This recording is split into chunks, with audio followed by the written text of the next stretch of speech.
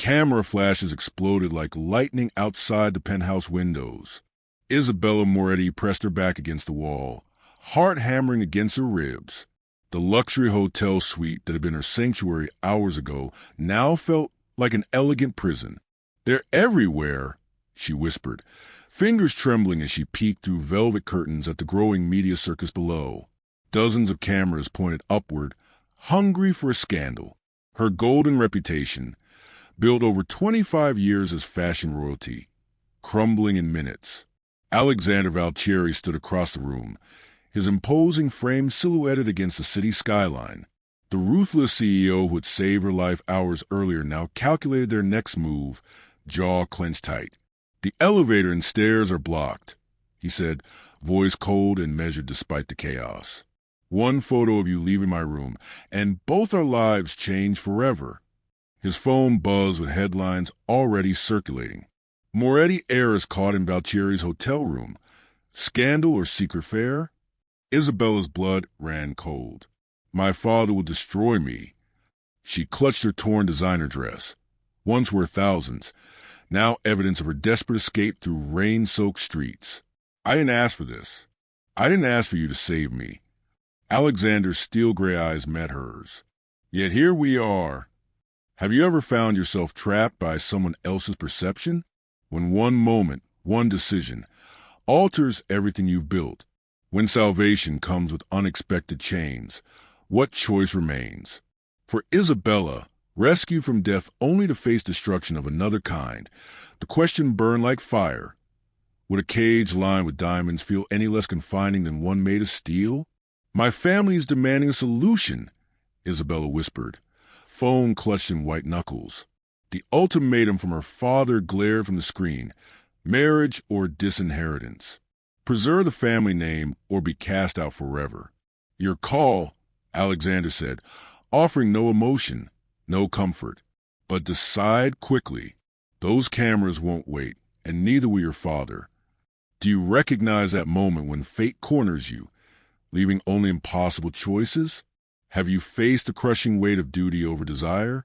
In the next hour, Isabella Moretti, fashion heiress, coveted socialite, woman of privilege, would make a decision that would chain her to a man who represented everything she feared: control, power, dominance.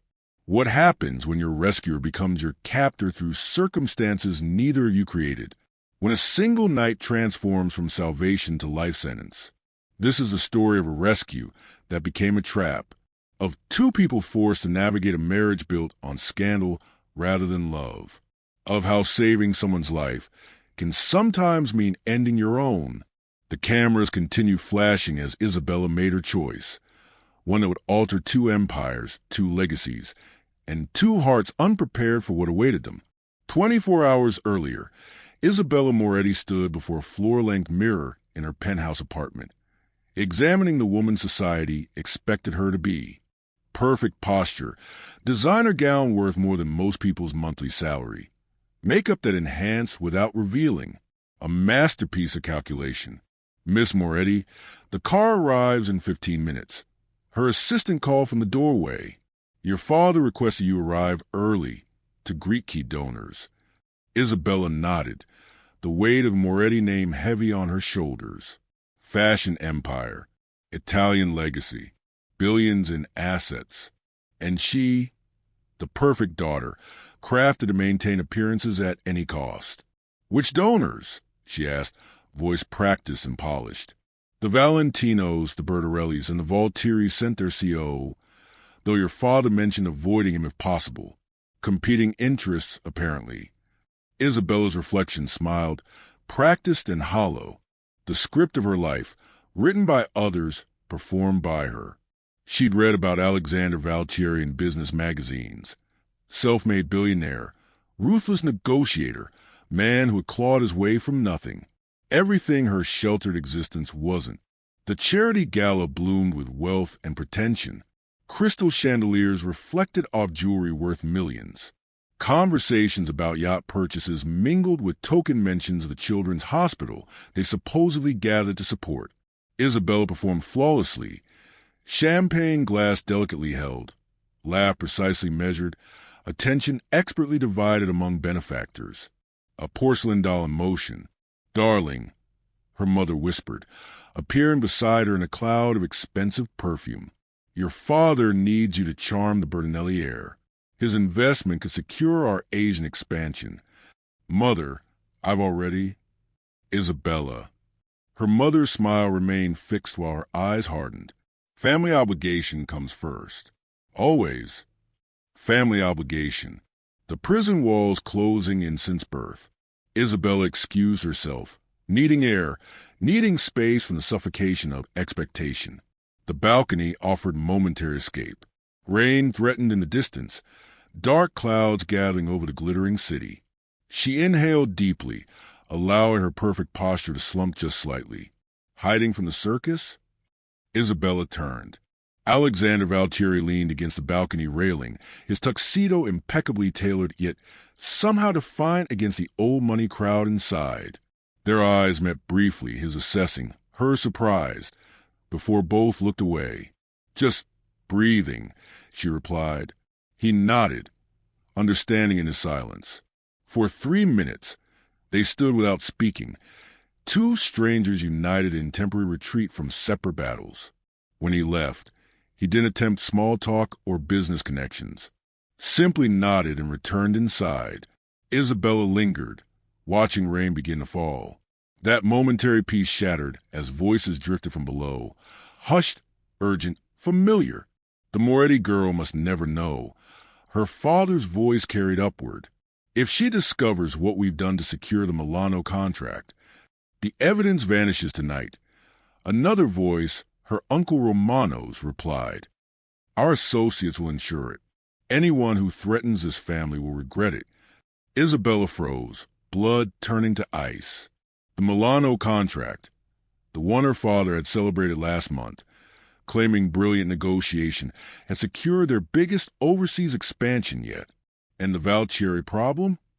Romano asked. He suspects nothing. By tomorrow, his investigation will hit a dead end. Permanently.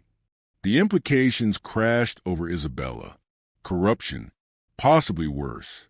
And Alexander Valtieri, the stranger from the balcony, marked as a target. Her phone buzzed with a text from her mother. "Where are you? The Bertinellis are waiting." Isabella backed away from the railing, mind racing. 25 years of blind loyalty collapsing in seconds. Her family, her legacy, built on deception she could no longer ignore. She slipped through the service exit, designer heels clicking against marble floors. Rain began falling harder as she emerged onto the street, debating her next move.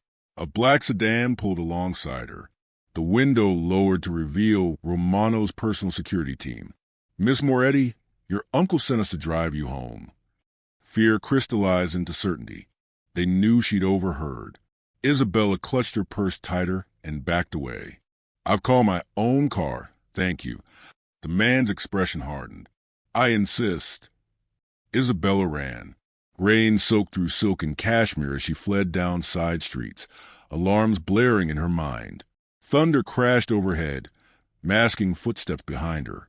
She turned into an alley, hearing the sedan accelerate nearby. The universe offered no sanctuary for privileged heiresses who discovered family secrets.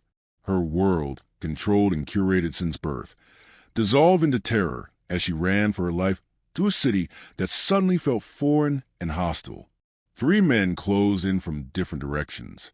Isabella's breath came in gasps, her designer shoes betraying her with each slip on wet pavement. The truth struck with devastating clarity. She was never truly free, only conditionally accepted within gilded constraints. Until tonight, until she heard truth spoken in shadows and chose to run rather than continue the charade. A shadow lunged from the darkness. Pain exploded across her temple. Isabella stumbled, vision blurring as headlights suddenly illuminated the alley. Through the haze of pain and rain, a car door slammed. A commanding voice cut through her fading consciousness. Strong arms lifted her as darkness claimed her world. Her last coherent thought, escape from one cage might have delivered her directly into another. Alexander Valtieri's reflection stared back at him from the floor-to-ceiling windows of his hotel suite. Rain pelted the glass, transforming the city lights into fractured diamonds. Behind him, documents detailing his latest acquisition lay scattered across the mahogany desk. The culmination of 18 hours of negotiations. Mr. Valtieri, the Moretti counteroffer arrived. His assistant's voice crackled through the phone speaker. They've undercut our bid for the Milano property by 8%. Alexander's jaw tightened. The Moretti family, old money dripping with connections, blocking his expansion plans again. He'd encountered Giovanni Moretti at the charity gala hours earlier, the patriarch's handshake firm but eyes calculating. Already plotting this move. Send me the details. I'll review them now. 18-hour workdays were standard for Alexander. Sleep was a luxury he'd abandoned along with sentiment, weakness, and dependency, casualties on his climb from poverty to power. The Milano deal represented more than profit margins.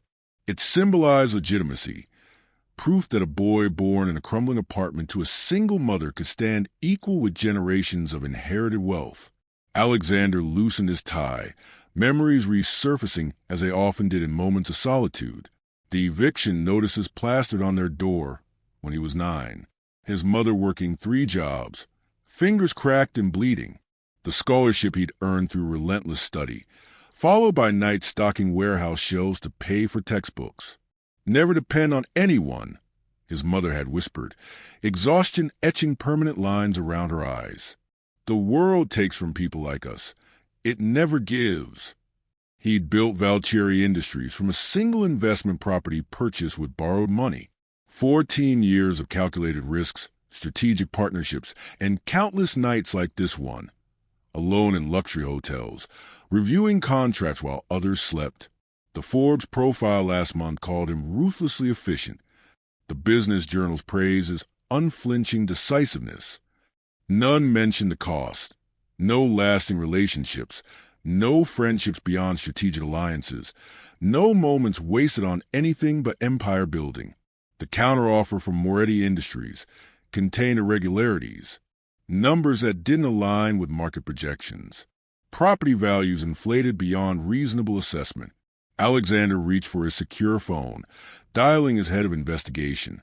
Matthews, I need a deep dive on the Milano acquisition. The Moretti bid doesn't add up. Already on it, sir. Preliminary findings suggest money changing hands with the zoning commission, potentially falsified environmental reports. Evidence. Fragments. Paper trails disguised as legitimate transactions. We need 48 hours to compile something concrete. Alexander ended the call, calculation spinning. The Moretti family, fashion billionaires, Italian nobility, fixtures in society pages, resorting to bribery and fraud. The information represented leverage, opportunity, and danger in equal measure. His phone buzzed again. The preliminary report revealed shell companies, hidden transfers, patterns consistent with systematic corruption. The Moretti empire, built on elegant fabrics and sophisticated designs, apparently sustained by methods far less refined. Rain intensified, thunder rumbling across the sky as Alexander contemplated his next move. Exposing the Morettis would clear his path to Milano, but create powerful enemies. The prudent approach: gather irrefutable evidence, then leverage it privately for maximum advantage. The hotel room felt suddenly confining. Alexander grabbed his coat, needing clarity that only came with movement. The late-hour walk had become ritual during critical decisions. Empty streets, silent contemplation, uninterrupted strategy. The elevator descended to the garage level. Security nodded as he passed, accustomed to their employer's odd hours. The rain-soaked night air hit him as he exited through a side entrance, cool against his face. Alexander walked 3 blocks, mind dissecting the Milano problem from every angle. The Morettis had overplayed their position. Their desperation suggested vulnerability, perhaps financial troubles masked by their public prosperity. A sound interrupted his analysis. Footsteps, rapid and irregular. Then a woman's cry, quickly muffled. Alexander paused, listening. Business instincts urged continued walking. Other people's problems created unnecessary complications. But something in that cry triggered memories. Vulnerability, desperation, powerlessness. He followed the sound into a narrow street, where streetlights illuminated three men surrounding a woman. Her expensive dress, torn and muddied, contrasted with their tactical efficiency. Not random violence, a coordinated attack. Alexander recognized her instantly. The Moretti daughter from a balcony, Isabella, the quiet presence who stood beside him in temporary escape from obligations. Decision points crystallized in his mind with familiar clarity. Walk away, strategic advantage. Avoid complications. Preserve focus on business objectives. Intervene, strategic disadvantage. Unknown complications. Disruption to carefully order priorities. The woman, Isabella, fought back against her attackers, fierce despite obvious fear. Something in her resistance resonated with long-buried memory. His mother facing down creditors, refusing to surrender dignity even when outnumbered. Alexander moved before conscious thought completed, his body choosing action while his mind still calculated costs. Years of disciplined physical training transformed business precision into physical efficiency. Two attackers fled immediately upon his approach. The third reached inside his jacket. Weapon, Alexander assessed, before a precisely delivered strike rendered him unconscious. Rain poured harder as Alexander turned to woman, her expression shifting from terror to confusion to wary recognition. "You!" she whispered, swaying slightly as blood trickled from her temple. Alexander caught her as she collapsed, his ordered world tilting on its axis with the weight of her in his arms. Lightning illuminated the alley as Alexander lifted Isabella's unconscious form. Rain hammered against them, washing blood from her temple into rivulets across her pale skin. Her attacker remained motionless on the ground, groaning faintly. Alexander assessed options with practiced efficiency. Hospitals meant questions, police reports, publicity. His hotel stood 3 blocks away, secure, private, controlled. Isabella stirred against his chest, eyes fluttering. "Put me down," she mumbled, attempting dignity despite circumstances. "You have a head injury," Alexander replied, already moving toward his hotel. "You need medical attention." "Not from you." Her voice strengthened with indignation even as her body betrayed her with violent shivering. "I can handle myself." Alexander glanced down at her torn designer dress, the blood mixing with rainwater, the trembling she couldn't control. Clearly, they emerged onto the main street, Isabella now fully conscious and increasingly mortified. "People will see us," she protested, attempting to free herself from his grip. "People saw you being attacked," he countered, pace unwavering. "Which concern takes priority?" The night doorman's eyes widened as Alexander entered the lobby, cradling the bedraggled heiress. "Mr. Valtieri. Medical kit to my suite. Immediately. Discretion is expected." The elevator ascended in tense silence, Isabella clutching remains of her dress around herself, dignity assembling like armor. Alexander kept his gaze forward, mind calculating potential consequences. The Moretti daughter, injured and alone in his care. The business implications stretched beyond measurement. Inside his suite, Alexander deposited her gently onto a chair, retrieving a towel from a bathroom. "Your injuries need attention." Isabella accepted the towel but maintained distance, wariness evident in her posture. "Why would you help me? Our families are competitors. Business remains business." This was something else. Alexander retrieved the medical kit delivered by hotel staff, setting it beside her. "What happened tonight?" Isabella dabbed at her temple, wincing. "I overheard something I shouldn't have. About the Milano deal. About you." Alexander's muscles tensed imperceptibly. "Explain." "My father and uncle, they've manipulated records, bribed officials. They're blocking your investigation." Her voice wavered. "They mentioned making your problem disappear permanently.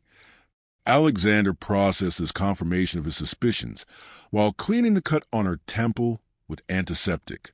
Isabella flinched but remained still, allowing his ministrations despite obvious discomfort with their proximity. "These men work for my family," she continued, eyes downcast. "I recognize one of them. My uncle's security detail. Your family sent men to attack you?" "Not attack, retrieve. I wasn't supposed to hear their plans. When I ran," her voice faltered, "running made me a liability." Alexander applied a butterfly bandage to her wound, their faces inches apart. For one unguarded moment, professional calculation gave way to genuine connection.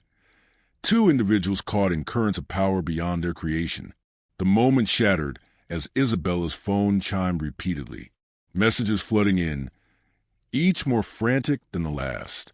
"They've noticed I'm missing," she murmured, scrolling through texts. "My father's furious. Mother's panicking." Alexander moved to the window, surveying the street below.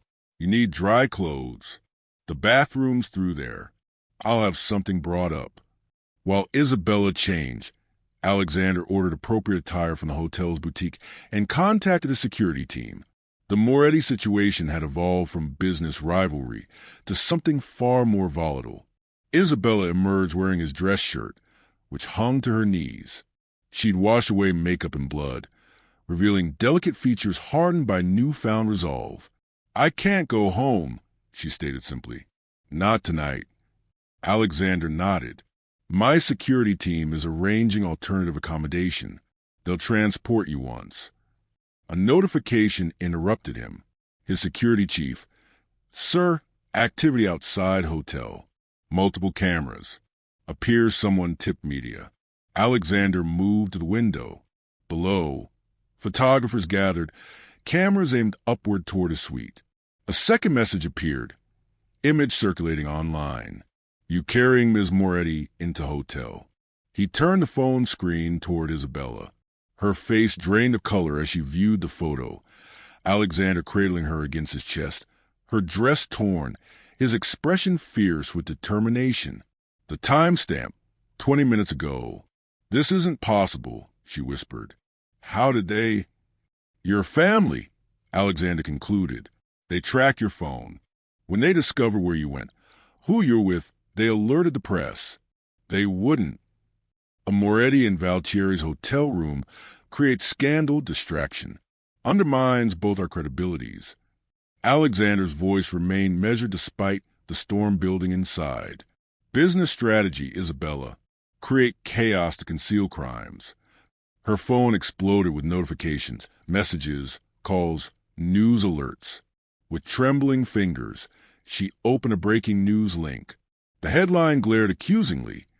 "Fashion heiress in midnight tryst with rival CEO." The article beneath painted a sordid picture of secret affairs and business betrayals, citing sources close to the Moretti family. "They're destroying me," Isabella whispered, scrolling through increasingly lurid speculation. "My reputation, our reputations," Alexander corrected. "This affects both of us." More photos appeared online. Security footage from the hotel lobby, Alexander commanding staff, while holding Isabella against him.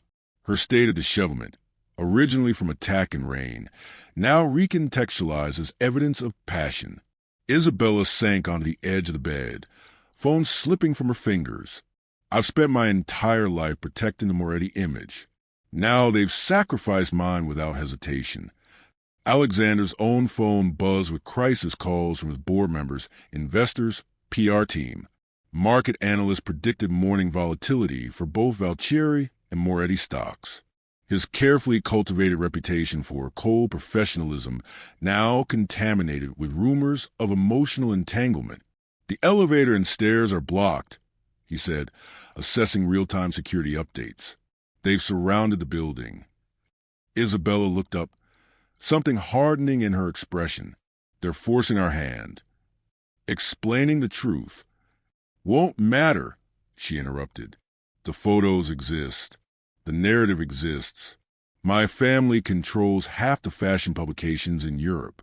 By morning, My father will have crafted a story that saves their reputation at the expense of mine and yours. Alexander recognized the calculation in her eyes. The same assessment of options he performed daily in business.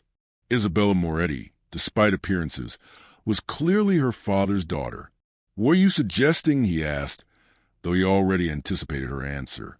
"We need a counter-narrative," Isabella replied, standing with newfound determination, one that protects us both. Camera flashes exploded like lightning outside the penthouse windows as Isabella pressed her back against the wall, heart hammering against her ribs. The luxury hotel suite that had been her sanctuary hours ago now felt like an elegant prison. Morning light sliced through the curtains of the Moretti estate's grand study. Isabella sat rigidly on a velvet chair, facing the firing squad of her own blood. Giovanni Moretti paced before the fireplace, his polished loafers clicking against marble with each step. Her mother perched nearby, diamond-adorned fingers pressed to her temples. Uncle Romano stood by the window, monitoring media updates on his tablet. "Disgraceful," Giovanni spat, throwing a stack of newspapers onto the mahogany table. Each headline screamed variations of the same story. "Fashion princess and business titan secret affair exposed." Isabella's voice remained steady despite her exhaustion. "It wasn't what those photos suggest." "Truth is irrelevant," her mother replied, voice brittle as fine crystal. "Perception is everything. You know this." The family lawyer cleared his throat from the corner. Stock dropped 12% at opening bell. 3 major retailers are requesting emergency meetings regarding their winter contracts. Giovanni stopped pacing, eyes boring into his daughter. "You were found in Alexander Valtieri's hotel room at midnight, wearing his clothes. Our biggest competitor, the man actively investigating our Milano acquisition. He saved me," Isabella insisted, "after I was attacked by Uncle Romano's security team." Romano's head snapped up. "Absurd accusations won't save you from this mess." Giovanni waved dismissively. "Whatever preceded those photos doesn't matter.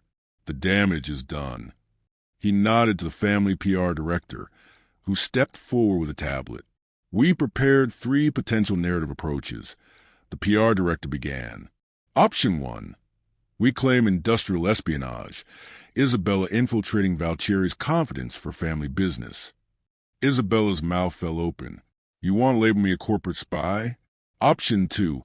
A medical emergency. You fell ill at a gala, and Valtieri, being closest, assisted you to his hotel.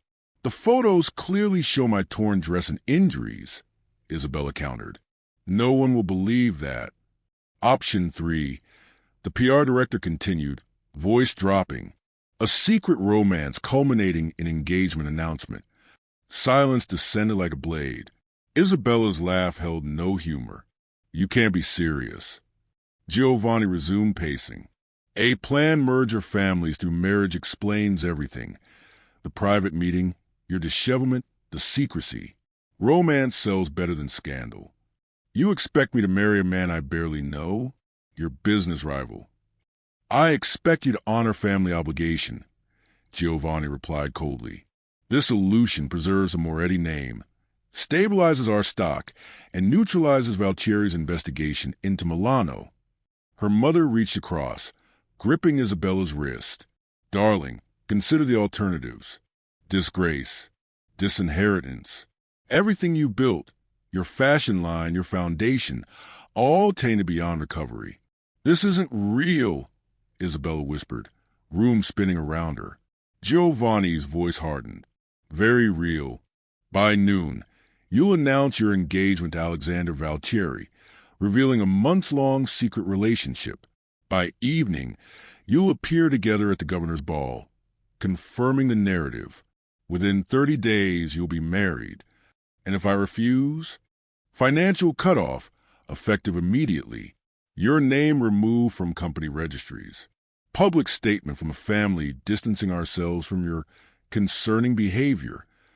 Giovanni's expression remained impassive. "Choose, Isabella. Family loyalty or personal ruin." Isabella rose, legs barely supporting her. "I need air." You have 1 hour, her father replied. Our team is already drafting the engagement announcement. Outside in the garden, Isabella pressed her phone to her ear, fingers white-knuckled around the device. Alexander answered on the first ring. Your family contacted mine, he stated without preamble. Then you know what they're demanding. Isabella watched the butterfly land on nearby roses. It's freedom a cruel taunt, marriage as damage control. His voice revealed nothing. Creative solution. It's insanity, she countered. We're strangers, competitors. Perhaps. The line went quiet for 3 heartbeats. Your family's offer includes dropping their opposition to my European expansion. Full withdrawal from Milano. Isabella closed her eyes, betrayal burning fresh. Of course. They're trading me for your silence about Milano. They're leveraging an unfortunate situation. Business strategy. This isn't business. This is my life. Alexander's voice softened marginally. What alternatives have they offered you? Destruction, Isabella answered simply. Complete and methodical. Through the phone, she heard him moving. Papers shuffling, computer keys clicking. Always working, always calculating. My board sees potential advantages in this arrangement, he finally said. Merger opportunities, market stabilization. How convenient that my humiliation aligns with your profit margins. This situation serves neither of us ideally, Alexander replied. But pragmatism suggests a temporary alliance benefits both our interests. Temporary? Hope flickered briefly. A fixed-term arrangement. 1-year minimum for credibility. Prenuptial agreements protecting respective assets. Professional collaboration maintaining appropriate boundaries. Isabella laughed hollowly. You're proposing terms for our forced marriage as if it's a corporate merger. In essence, it is... His voice remained steady. A strategic alliance with defined parameters and mutual benefits. She glanced toward the house, where her family awaited her surrender. 25 years of obedience leading to this moment of impossible choice. One condition, Isabella said, strength entering her voice. My fashion line remains under my complete control. No Moretti or Valtieri interference. Acceptable. Alexander paused. Do we have an agreement? Isabella watched the butterfly take flight, disappearing over the garden wall into blue sky beyond. We have an agreement. God help us both.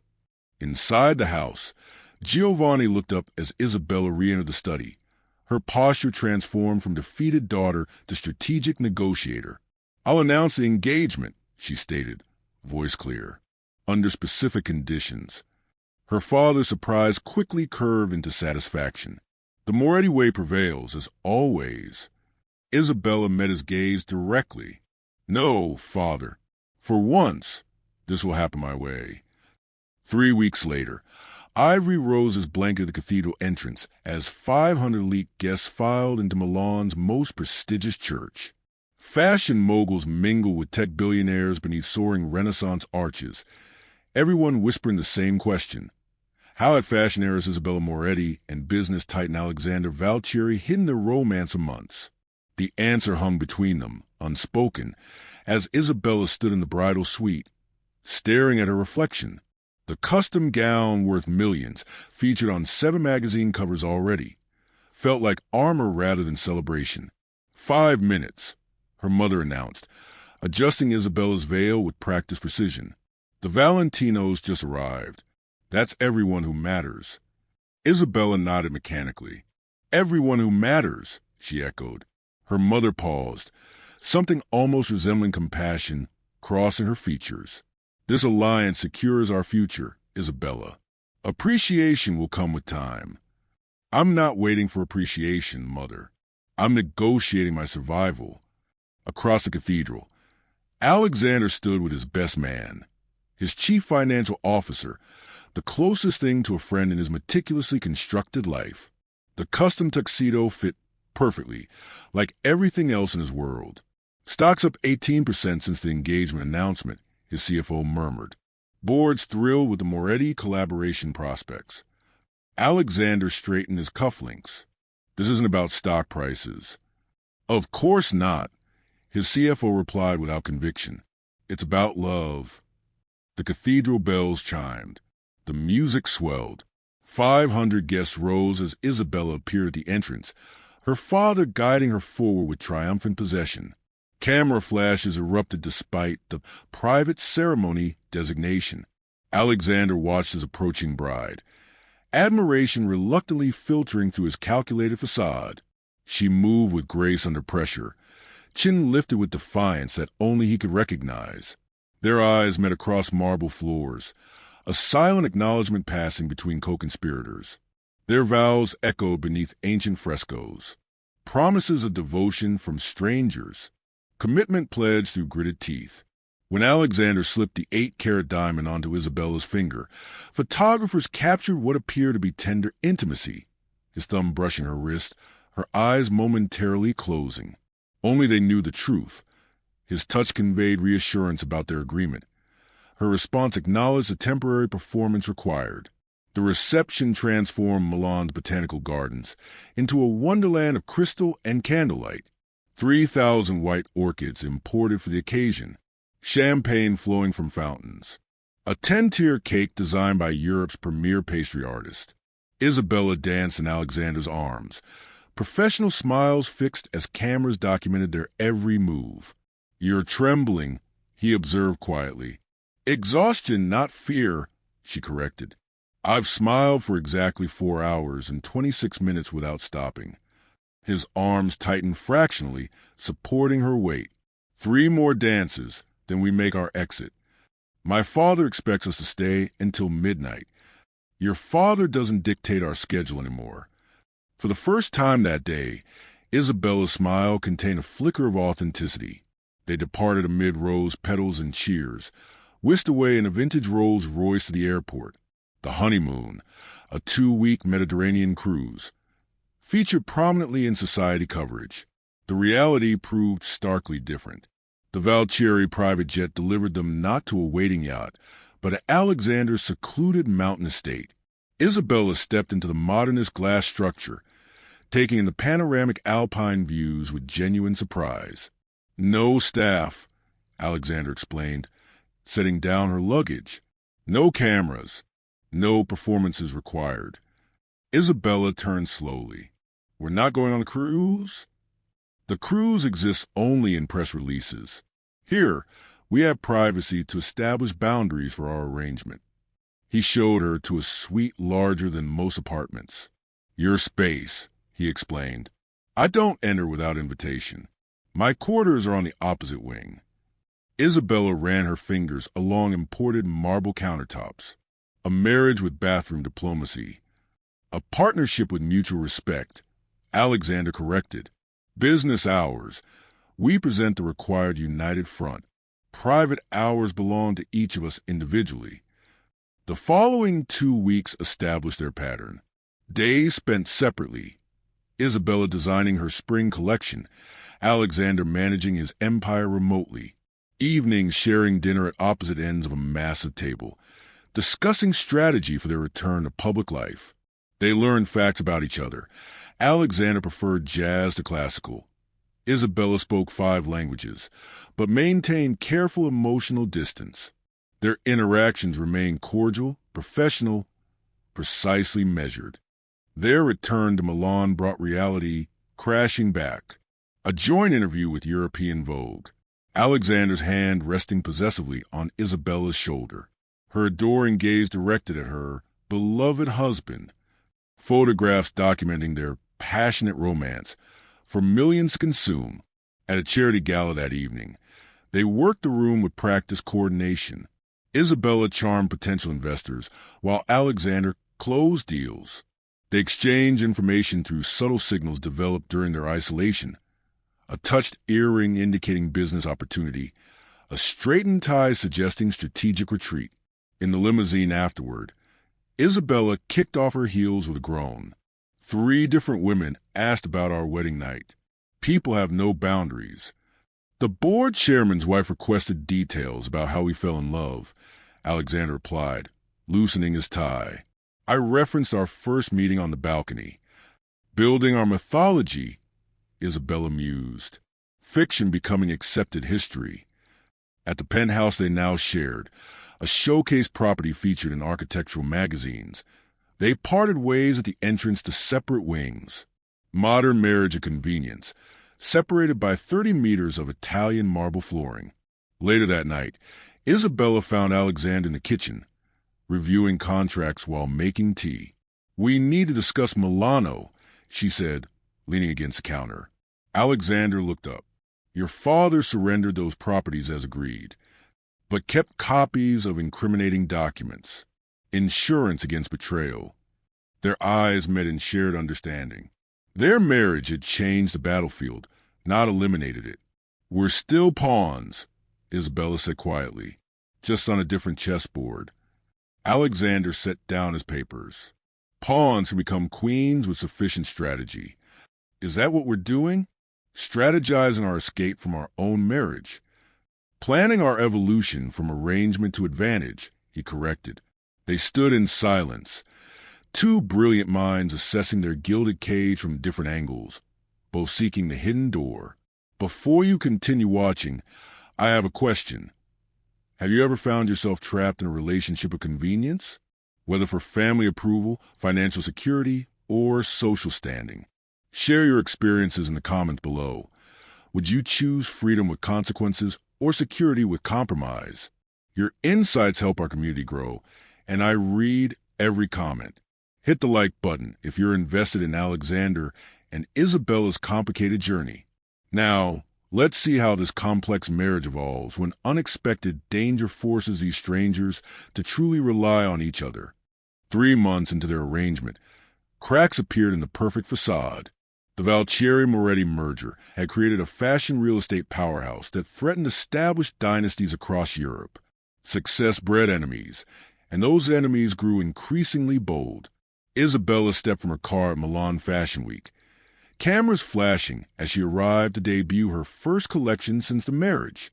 Alexander was noticeably absent, Tokyo negotiations keeping him halfway across the world. "Mrs. Valtieri, how does it feel presenting without your husband's support?" A reporter called out. Isabella's smile never faltered. "My husband runs global enterprises. I create fashion. We respect each other's domains." Inside the venue, her assistant handed her a small package that had arrived moments earlier. No sender information, but security cleared it. Isabella unwrapped it backstage, finding a single black rose and note. "Beauty fades. So will you." She slipped it into her desk drawer without comment. The third threat this month, each more personal than the last. Alexander didn't need to know. This was her problem to handle. The show proceeded flawlessly. Critics praise her bold departure from traditional Moretti aesthetics. Her designs featuring structured elements reminiscent of architecture, a subtle nod to her husband's world while asserting her independent vision. That evening, alone in their penthouse, Isabella's phone chimed with Alexander's call. "Congratulations," he said without preamble. "Reviews are exceptional." "Thank you." She kicked off her heels, curling into the sofa. "How's Tokyo?" "Productive. The Nakamura contract is secured." A pause. "You didn't mention the threat you received today." Isabella froze. "How did you?" "I have security monitoring all packages after the first incident." Irritation flared. "You're having me watched?" "Protected," he corrected. "There's a difference." "Not from where I'm standing." She paced across the living room. "I don't need a guardian, Alexander. I need a partner who trusts my judgment." The line went silent for several seconds. "The board meeting tomorrow." "Changing the subject won't resolve this," Isabella interrupted. "We'll discuss it when I return. The jet leaves in an hour." The call ended, leaving Isabella staring at the darkened city through floor-to-ceiling windows. Their marriage existed in carefully negotiated territories, business collaboration, public appearances, separate private lives. His surveillance crossed those boundaries. Morning brought fresh complications. Isabella arrived at Valtieri headquarters for the quarterly board meeting, stepping into the role of proxy for her absent husband. 12 men in identical suits regarded her with barely concealed skepticism. "Mrs. Valtieri," the CFO began, "perhaps we should postpone until Alexander returns." Isabella settled into Alexander's chair at the head of the table. "My husband designated me as his representative. Shall we proceed, or would you prefer explaining to him why his directives were questioned?" The meeting proceeded.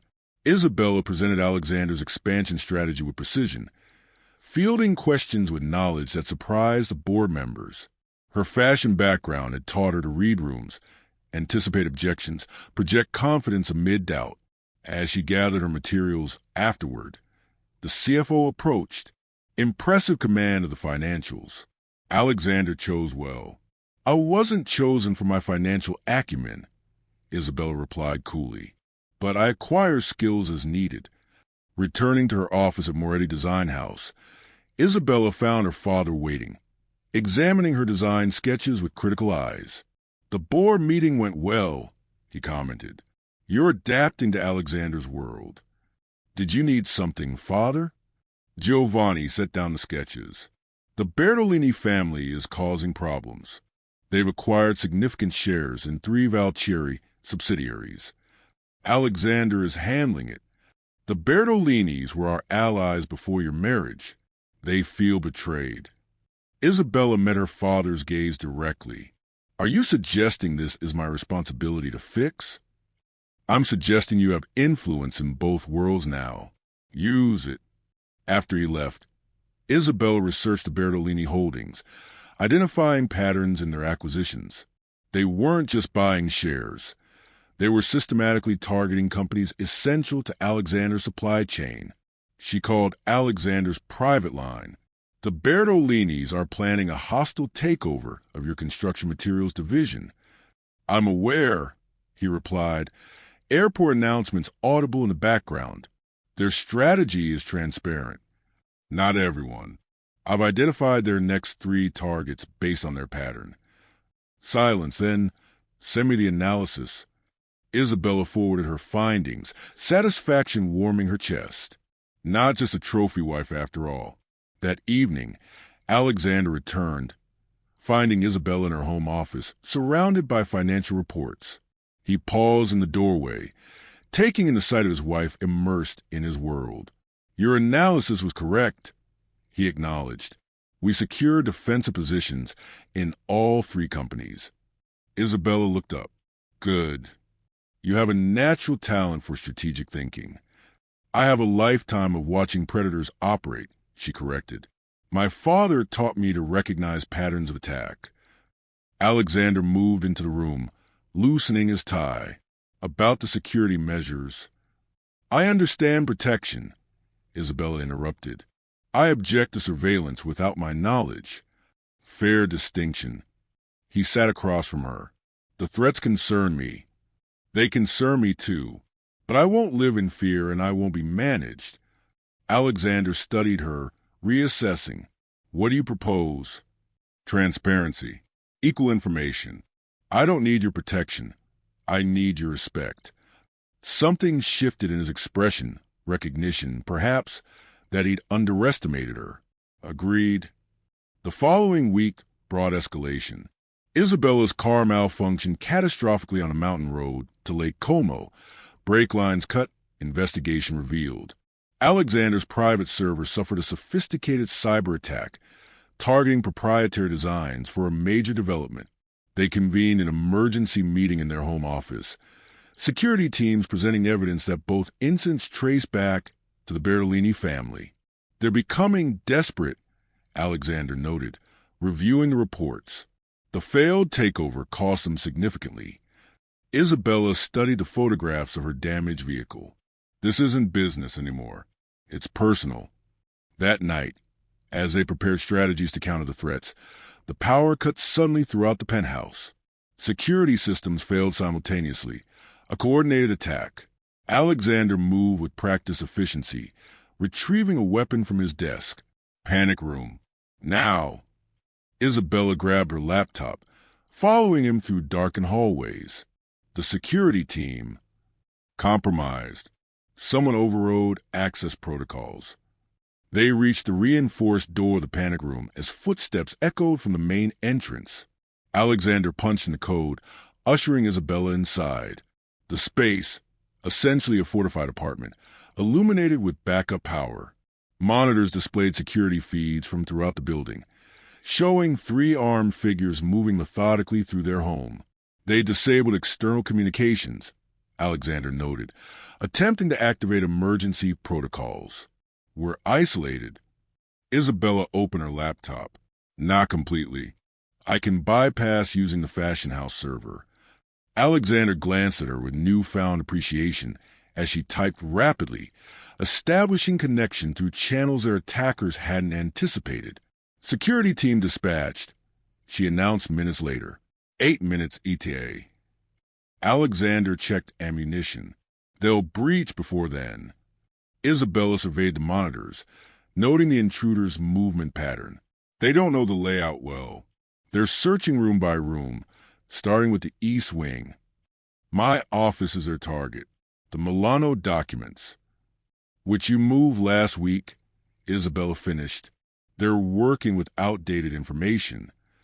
Their eyes met in shared understanding. Two strategic minds aligning in crisis. We need to separate them, Alexander said. Divide their advantage. Isabella pointed to the environmental controls. The fire suppression system. We can trigger it selectively.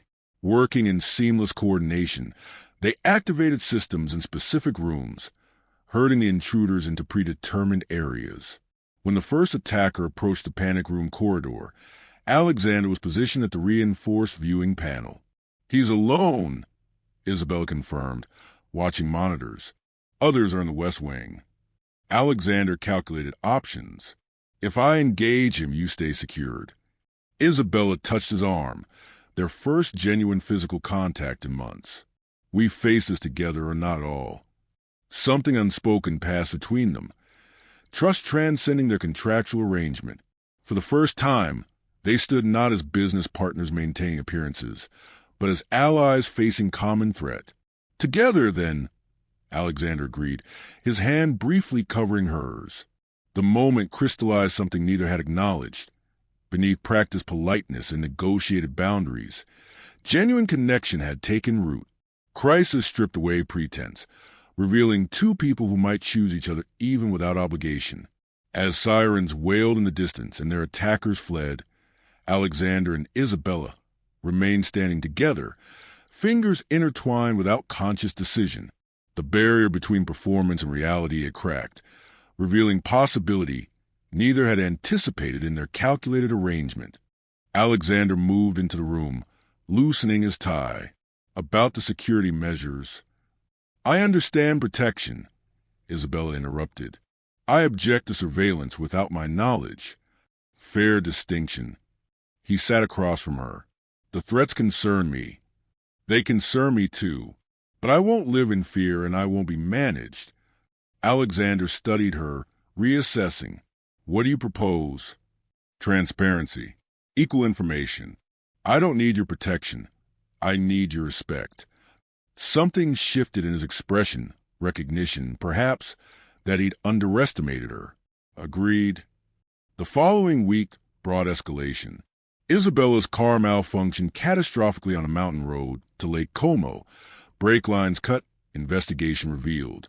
Alexander's private server suffered a sophisticated cyber attack, targeting proprietary designs for a major development. They convened an emergency meeting in their home office, security teams presenting evidence that both incidents trace back to the Bertolini family. They're becoming desperate, Alexander noted, reviewing the reports. The failed takeover cost them significantly. Isabella studied the photographs of her damaged vehicle. This isn't business anymore. It's personal. That night, as they prepared strategies to counter the threats, the power cut suddenly throughout the penthouse. Security systems failed simultaneously.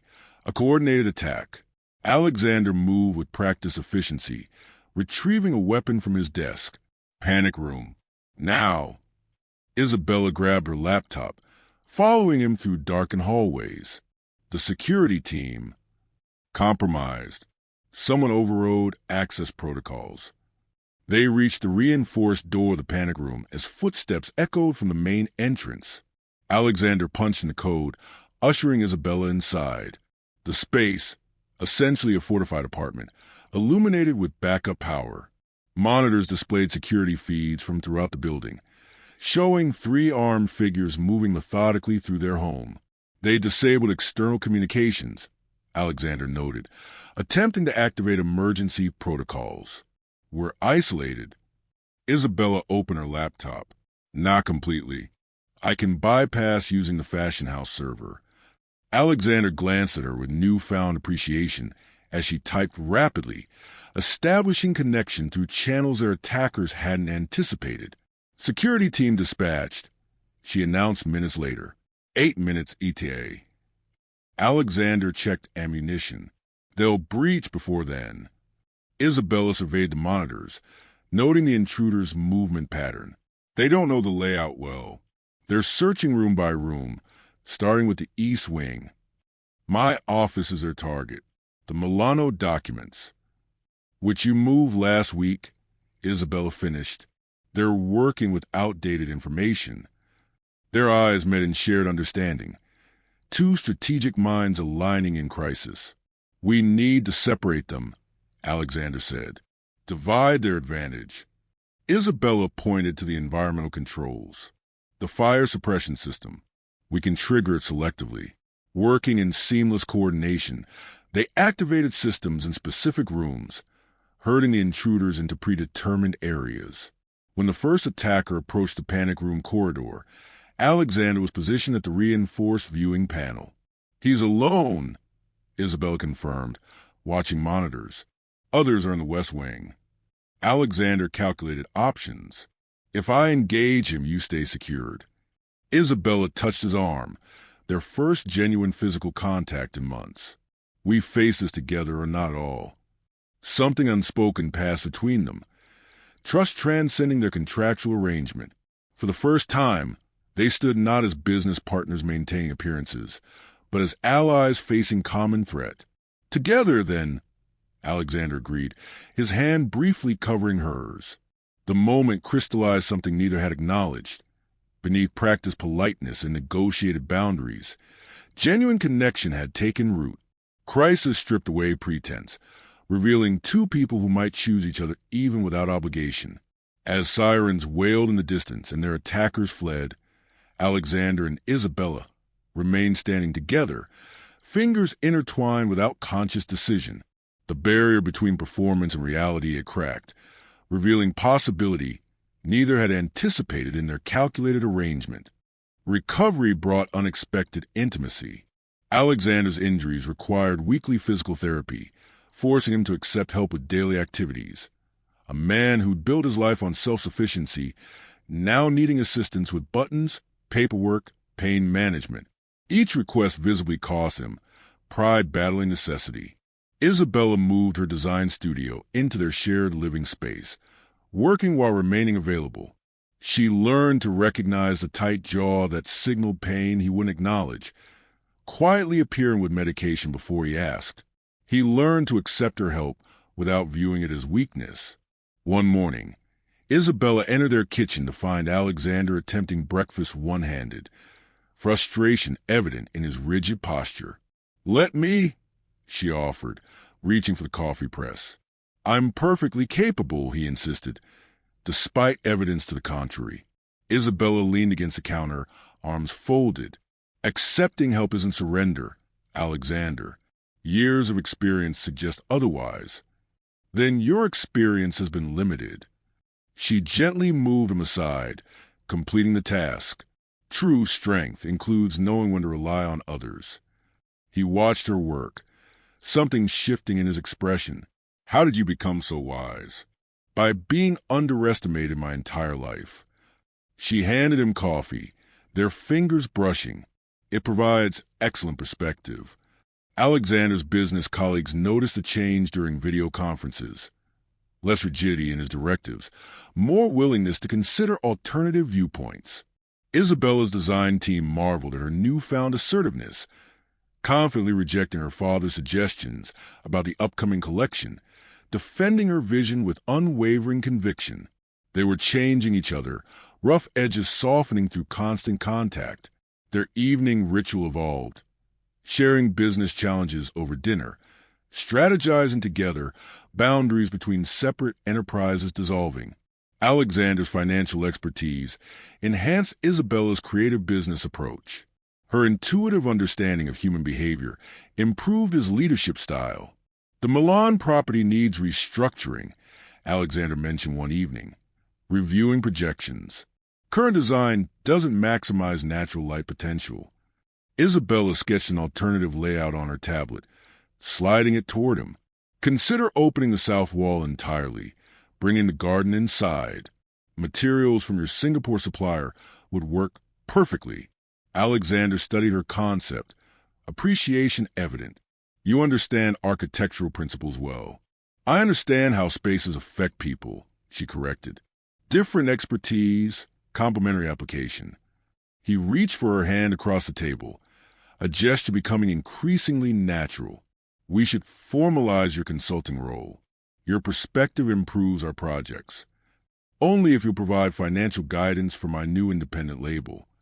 His thumb traced circles on her palm. Independent from Moretti? Entirely mine. Something built without family legacy or obligation.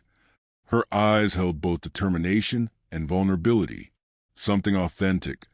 You don't need my help to succeed. No, she agreed. But I want it anyway. That night, the line between business partnership and something deeper blurred further. Alexander helped Isabella develop her business plan until midnight, their shoulders touching as they reviewed projections. When exhaustion finally claimed them, they fell asleep on the sofa together, their first night without deliberate separation. Isabella woke at dawn, finding herself curled against Alexander's chest, his arm protective around her shoulders. She remained still, absorbing unfamiliar comfort, watching dawn light transform his sleeping features from commanding so to simply a man, vulnerable, human, beautiful in unguarded rest. His eyes opened, meeting hers without surprise. No awkward separation, no retreat to establish boundaries. Instead, his fingers gently tucked her hair behind her ear, lingering against her cheek. "Good morning," he murmured, voice roughened by sleep. "Morning." Her response barely audible, something fragile forming between them. Alexander's recovery progressed, physical strength returning while emotional barriers continued falling. Isabella flourished, her independent label gaining attention, while she maintained consulting input on Valtieri projects. Their professional lives interwove organically, separate strengths creating unified vision. One evening, Alexander found Isabella on their terrace, watching distant storm clouds gather over mountains. He joined her silently, offering a glass of wine. "Your father called again," he said finally, "requesting your presence at the family estate." "I know." She sipped her wine. "I'm not ready to face him." "You don't have to." Isabella turned toward him. "When we married, I thought I was trading one controller for another. Was I controlling?" His question held genuine reflection rather than defensiveness. "You tried." Her smile softened the observation. "I proved difficult to manage." "Impossible," Alexander corrected, returning her smile. "Gloriously so." Lightning flashed across distant peaks, illuminating her face momentarily. Alexander's hand rose to trace her cheekbone, the gesture hesitant, questioning. "This arrangement," he began carefully, "it's evolved beyond our original agreement." Isabella's breath caught. "Yes, I find myself." He paused, a man fluent in financial terminology, searching for emotional language. "I care about you, not as business partner or public wife, but as Isabella. I know." Her hand covered his against her cheek. "I've watched your walls coming down, as yours have." "We were both hiding," Isabella acknowledged. "Me behind obedience, you behind control." Alexander moved closer, forehead resting against hers. I never expected this. Neither did I. Her voice softened. A marriage forced by circumstance, transformed by choice. Is that what's happening? Transformation? Isabella closed the remaining distance between them, lips meeting as an answer. Their first kiss born not from public performance or contractual obligation, but authentic desire. Tentative exploration, mutual discovery, shared breath. When they separated, something fundamental had shifted. Arrangement becoming relationship. Strategy yielding to genuine connection. I don't know what happens next, Alexander admitted, arms encircling her waist. Isabella smiled against his lips. Neither do I. That's what makes it real. 6 months into their marriage, the annual European Business Awards Gala arrived, the continent's most prestigious corporate event. This year held special significance. Alexander nominated for Entrepreneur of the Year, Isabella for Fashion Innovator. Power couple accomplishments that dominated business headlines. Behind their public success, a deeper achievement flourished. Their relationship, once contractual arrangement, had blossomed into genuine partnership. Morning kisses, shared dreams, support without obligation. What began as performance had transformed into truth. The night of the gala, Alexander adjusted his tuxedo while watching Isabella prepare. She caught him staring in her vanity mirror. Nervous about the awards? She asked, securing a diamond earring. No. His voice held certainty. Though there's something I want to discuss before we leave. Isabella turned, recognizing his serious expression. Is everything all right? Alexander knelt beside her chair, taking her hands. Our agreement specified 1 year minimum. 6 months have passed. Her heart stuttered. Are you suggesting we end things? The opposite. He produced a small velvet box. I'm suggesting we begin again. Properly this time. Inside nested a ring unlike her massive engagement diamond. This one, elegant sapphire surrounded by smaller stones, reflected personal significance. The blue matched her eyes. The setting echoed designs from her first collection. Alexander. The first ring represented obligation, he said quietly. This one represents choice. My choice. To love you, Isabella. To build a life with you not because circumstances force us together, but because I cannot imagine existence without you. Tears threatened her carefully applied makeup. You never say such things. I never felt such things. Until you. His thumb brushed her wrist, feeling her pulse. Will you marry me again? This time for real? Isabella's answer came not in words but action, arms wrapping around his neck, lips finding his impassionate affirmation. When they separated, both laughing through tears, she whispered, Yes. 1,000 times, yes. They arrive at the gala floating on private joy, their secret renewal plans adding depth to practiced smiles. The grand ballroom glittered with Europe's elite, business titans, fashion royalty, political influencers. Among them, Isabella spotted her father and uncle in deep conversation with the Bertolini patriarch. Alexander followed her gaze. We knew they'd be here. She squeezed his hand. Let them come. We're ready. The evening progressed with orchestrated elegance. Dinner, speeches, preliminary awards. Throughout, Isabella noticed her father watching them, calculating as always. When the networking portion began, Giovanni made his approach, champagne glass in hand, and practiced smile in place. My darling daughter, he greeted, air kissing her cheeks. And Alexander, congratulations on your nominations. Father, Isabella acknowledged coolly. I'm surprised you came, considering recent events. Giovanni waved dismissively. Family misunderstandings. Water under the bridge. Attempted kidnapping exceeds misunderstanding, Alexander replied, voice pleasant but firm. Alleged involvement, Giovanni corrected. Nothing proven. Isabella stepped slightly forward, positioning herself protectively beside Alexander rather than behind her father. Physical demonstration of changed loyalty. What do you want, father? Giovanni's mask slipped briefly, revealing calculation beneath. The Milano situation has become complicated. The Bertolini's pressure for resolution. Perhaps a private discussion might benefit everyone. No more private discussions, Isabella declared. No more backroom deals threatening our safety. You've grown bold, Giovanni observed, disapproval evident. This marriage has changed you. I've changed myself, she corrected. Alexander simply created space for me to grow. Giovanni's attention shifted to Alexander. My daughter seems quite attached. Perhaps we misjudge your arrangement's nature. Completely, Alexander confirmed, arms circling Isabella's waist with genuine affection. How convenient, Giovanni smiled thinly.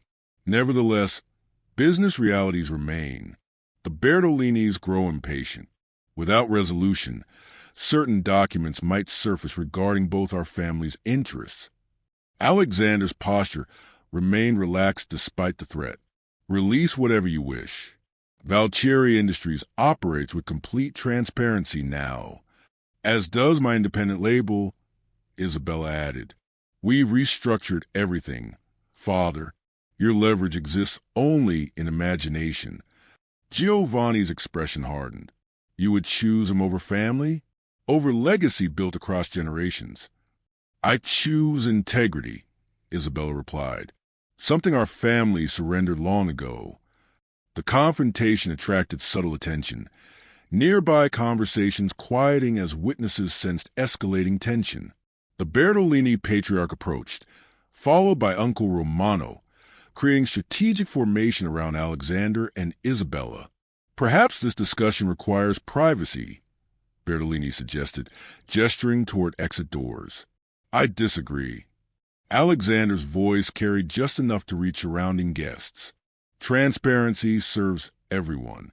Let's discuss your coordinated attempts to manipulate market shares, bribe officials, and yes, orchestrate attacks against my wife and me. Gasps rippled through nearby listeners. Isabella stepped forward, matching Alexander's confident stance. The evidence has been secured with authorities, she announced. Not as leverage, but as legal accountability. This ends tonight. Giovanni's face flushed with anger.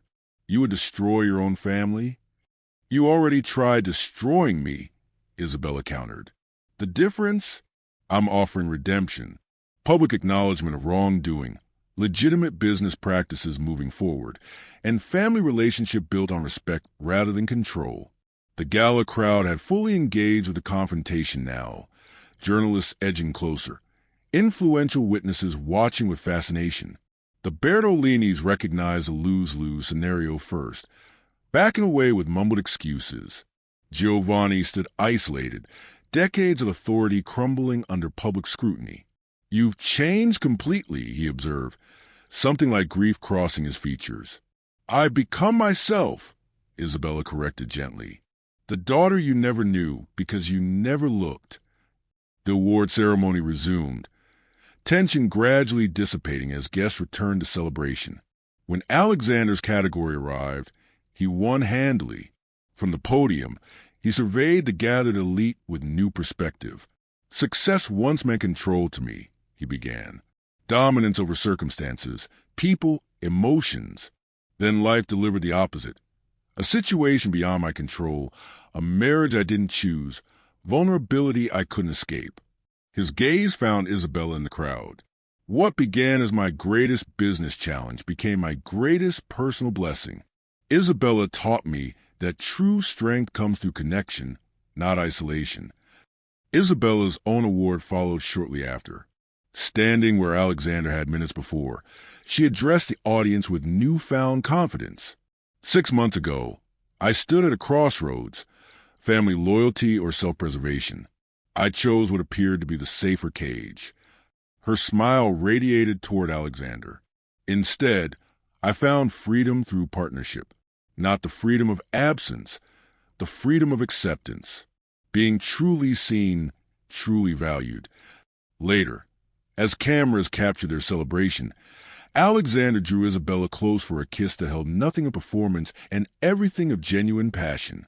The photo, published in business journals worldwide, captured transition complete, from arrangement to authenticity, from obligation to love. That night, in quiet privacy of their home, they planned their future, not as Valtieri and Moretti empires united by strategy, but as Alexander and Isabella, partners by choice building legacy of shared values. "I never believed in fate," Alexander admitted, fingers tracing patterns along Isabella's arm. "Success came through calculation, not cosmic intervention." Isabella smiled against his shoulder. "And now I recognize that my most precious achievement arrived through circumstances I never would have chosen." His lips brushed her forehead. Perhaps fate exists after all. 1 year after their arranged marriage began, Alexander and Isabella renewed their vows in intimate ceremony attended by chosen family rather than obligated connections. No photographers documented the exchange, no business advantages calculated, no performances required. Isabella wore her own design, simple elegance rather than extravagant display. Alexander spoke vows written from genuine emotion rather than contractual obligation. What began as front-page scandal concluded as private celebration of authentic connection. Their professional empires flourished through genuine collaboration. Isabella's independent label revolutionized sustainable fashion, using materials developed through Valtieri research. Alexander's development projects incorporated human-centered design principles inspired by Isabella's creative vision. Their complementary strengths created innovation neither could achieve alone. The Moretti family gradually reconciled on new terms: respect replacing control, boundaries honoring autonomy. Giovanni, humbled by public exposure and private reflection, eventually acknowledged the strength of partnership his daughter had forged. The relationship healed slowly, built on authenticity rather than obligation. Their journey from arranged convenience to chosen commitment offered lessons that transcended wealth and privilege. True strength emerges through vulnerability, not isolation. Alexander discovered that walls protecting him from pain also blocked connection essential for joy. Opening himself to potential hurt created space for unexpected fulfillment. Freedom exists within boundaries chosen rather than imposed. Isabella found liberty not by escaping commitment, but by transforming obligation into choice. Her voice strengthened not in absence of relationship, but through partnership that valued her authentic self. Crisis reveals genuine character beneath practiced performance. Their forced proximity during danger stripped away pretense, allowing recognition of qualities hidden behind social masks and professional facades. Perhaps most importantly, their story demonstrated how circumstances beyond control can become catalysts for growth when approached with courage rather than resentment. The very situation designed to trap them ultimately freed them both from self-imposed limitations. From scandal-driven arrangement to genuine love, their path unfolded through conscious choices rather than passive acceptance. They transformed captivity into liberation by recognizing themselves in each other, the wounded parts, the strong parts, the authentic humanity beneath cultivated personas. Life seldom delivers happiness in expected packages. Sometimes our greatest blessings arrive disguised as challenges, wrapped in circumstances we would never choose. The question becomes not what happens to us, but what we build from unexpected materials.